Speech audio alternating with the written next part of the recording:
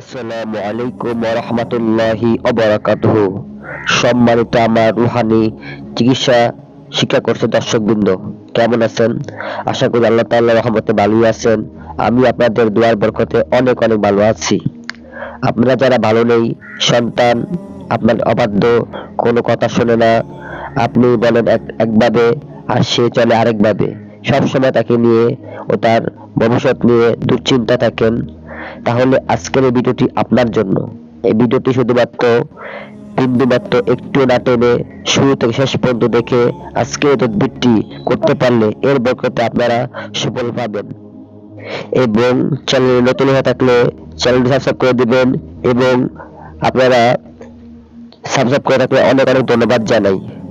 পিতামাতা অতিরিক্ত ভালোবাসার কারণে সন্তানরা শেষে অবাধ্য হয়ে পড়ে, কাজে তাদেরকে পুনরায় সংশোধনের জন্য বড়ই কষ্ট হয়, এমনকি মারপিট করেও তাদেরকে বাধ্য করানো যায় না। তাই এর জন্য আপনারা সর্বপ্রথম আপনারা নিজের জন্য হলে অথবা কোনো মুতাব্বিরা যদি কাউকে বাধ্য করার জন্য এই তদবিরটি প্রয়োগ করেন, সর্বপ্রথম আপনারা স্ক্রিনে যে পরীক্ষিত ও বরকতপূর্ণ তদবিরটি দেখছেন, যে কোনো রবিবার ফজরের পর সকাল 8টা থেকে 9টার মধ্যে সাদা কাগজে ভালো করে ওযু গোসল করে পাক পবিত্র হয়ে আল্লাহ তাআলার নাম ইয়া বারিয়ু 100 বার পড়ে তারপর আপনারা এই তদবিরটি লিখতে হবে। আপনারা জাফরান কালি থাকলে সর্বোত্তম, না হলে যে কোনো কালিতে লিখতে পারবেন।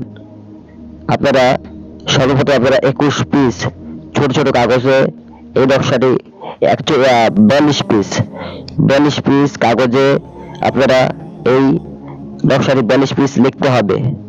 সর্বপ্রথম লিখে নেবেন।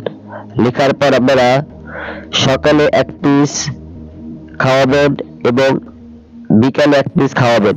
এই নকশাটা ভিজিয়ে সকালে 1 পিস এবং বিকালে 1 পিস খাওয়াবেন। মানে আপনি রাত্রে ভিজিয়ে রাখবেন, সকালে কাগজটা ফেলে তাকে খাওয়াবেন।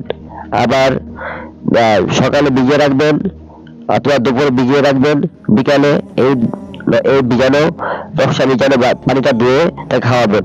ইনশাআল্লাহ এরপর আপনার সন্তান আপনার বাধ্য হয়ে যাবে, সে আপনার কথা শুনতে বাধ্য হয়ে যাবে, চিরতরে আপনার অবাধ্যতা থেকে সে দূরে চলে আসবে ইনশাআল্লাহ।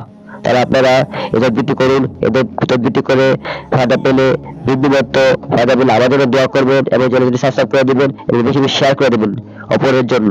আসসালামু আলাইকুম ওয়া রাহমাতুল্লাহি ওয়া বারাকাতুহু।